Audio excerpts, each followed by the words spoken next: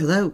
Well, I have some good news for you. A little chink of light is showing, and it gives me, well, I have said there is always room for hope, and this is one of the proofs of it. And it starts with the headline, "At last, a university that stands up to spoiled students."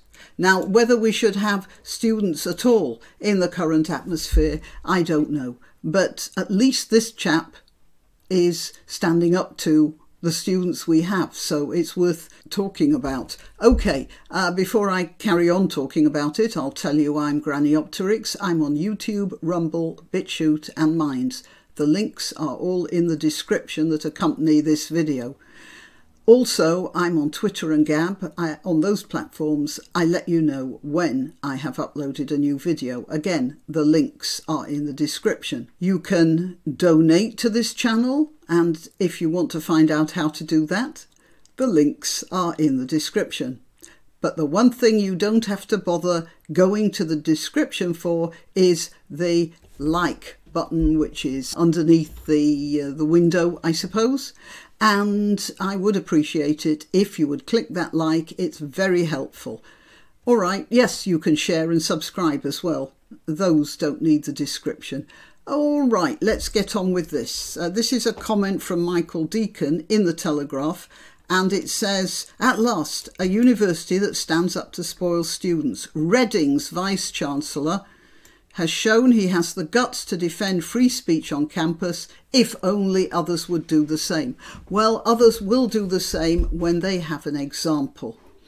And this might be the example they need. The only reason students invite conservatives to speak at their universities, I've long suspected, he says Michael Deacon, me too, is to give themselves the pleasure of disinviting them. Now, however, they may need to find a new source of amusement because miraculously a university vice-chancellor has at last had the guts to stand up to them.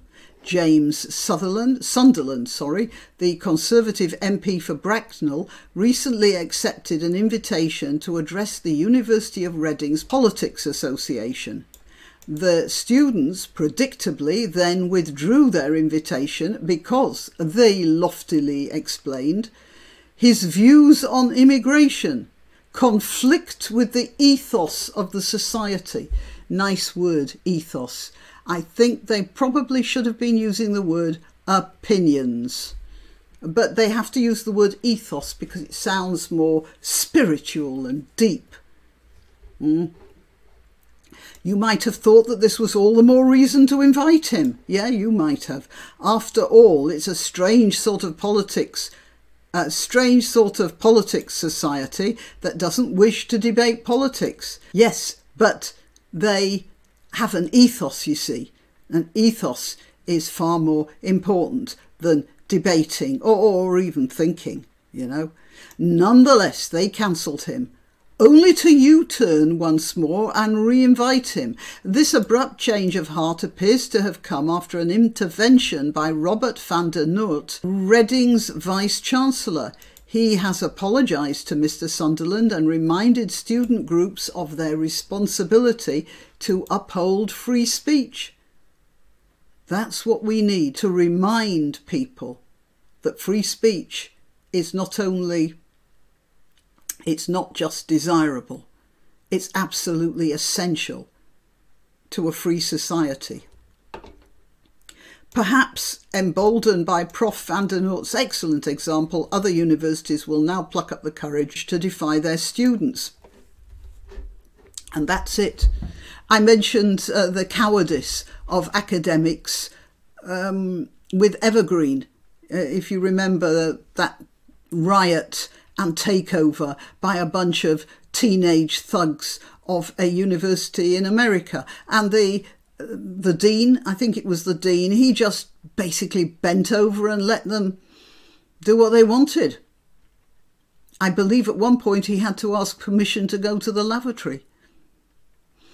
And he thought he was, he was being reasonable. He was being a craven coward. And that's become the fashion now among academics. The other day, the University of Edinburgh pathetically failed to prevent a group of students from blocking the screening of a documentary about women's rights. University of Edinburgh bosses have said they're disappointed that the rescheduled screening of a controversial film, which debates whether transgender women are really harmless, was cancelled after activists blocked the entrance to the venue. At which point the University of Edinburgh bosses should have just... I want to tell you, I use a VPN, so I'm in various countries here and there, and I have a Danish. I must be in Denmark at the moment. Okay, let's get on with this, which debates whether transgender women are really harmless. Look, transgender women are really harmless if we're talking about true transgender women, and usually true transgender women don't make a fuss. They go into women's lavatories, they use the cubicles as they were intended, they don't hang around staring at the girls, they don't make an exhibition of themselves, they do what other women do when they go into such places, and then they go out again and nobody says anything. Somebody might sort of think, well, that's an unusually tall woman, but that's about the best of it. But we're not talking about those sorts of people, are we? We're talking about the people who are still fully masculinely equipped, if you see what I mean, and they're just taking the mickey out of women. And most of them seem to hate women as well, from what I see of some of their TikTok comments and that sort of thing. And they certainly, like, for instance, the guy who was doing the Bud Light advert that got Bud Light not drunk by anyone now. He's just making fun of women. And anyway, so his sort of people are not really harmless.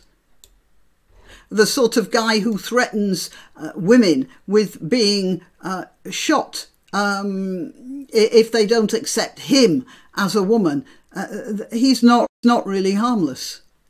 Okay, in December, the first planned screening of the documentary Adult Human Female had to be cancelled after transgender rights activists prevented attendees from accessing the lecture theatre. Have you seen it? They obviously know somehow that I am of a certain age. So here I have an advert for problems with hearing and this about dental implants. Yeah. It always reminds me of those things where they have adverts on television.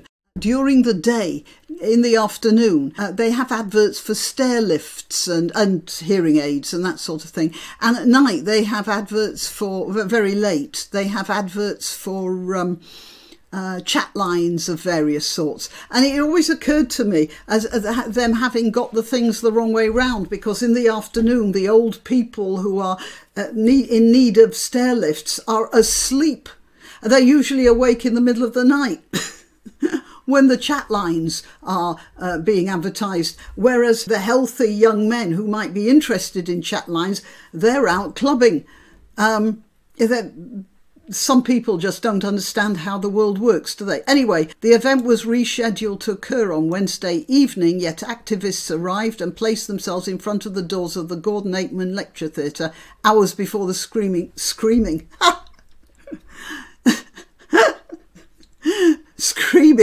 was due to take place. Look, you can't tell me with a straight face that the University of Edinburgh didn't know there was going to be trouble.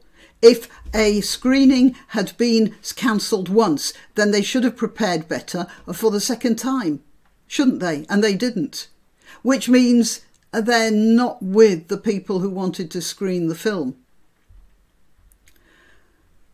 It resulted in security staff determining that safe access to the venue could not be guaranteed, which caused university officials to cancel the event once again. Oh, what a pity. How sorry I am. Oh, and we wanted this so much. Oh, yes. A spokesperson for the University of Edinburgh said, "At the university we are fully committed to upholding freedom of expression and academic freedom." Do you believe them? I mean, really? And facilitating an environment where students and staff can discuss and debate challenging topics. We are disappointed that, again, this event has not been able to go ahead. Oh yeah, I'm sure you are lying awake at night, weeping into your pillows. In line with our commitment to fostering an inclusive, supportive and safe environment for our whole community, we worked with the organisers and put measures in place to mitigate risks associated with the event. Not enough, I would venture to suggest. However, with protesters restricting access to the venue, safety concerns were raised. Should the event proceed, it was therefore decided that the screening could not continue.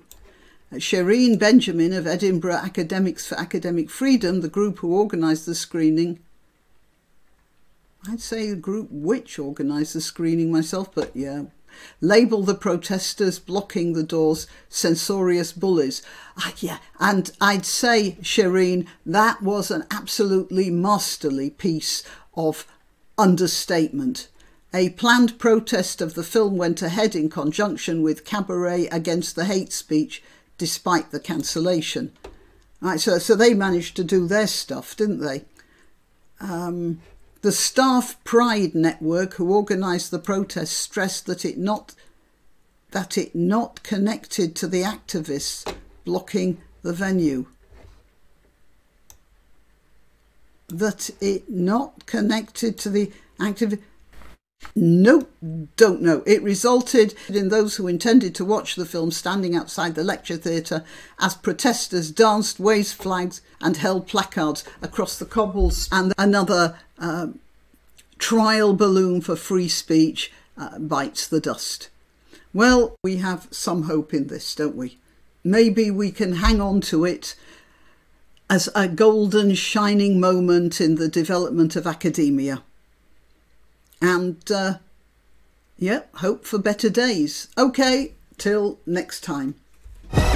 Why not treat yourself or a favoured relative or friend to these magnificent examples of merch?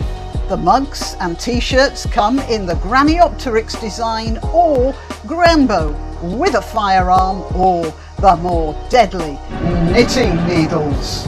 Go to www.granniopteryx.com and whatever platform you're watching this on, please click like, subscribe and share.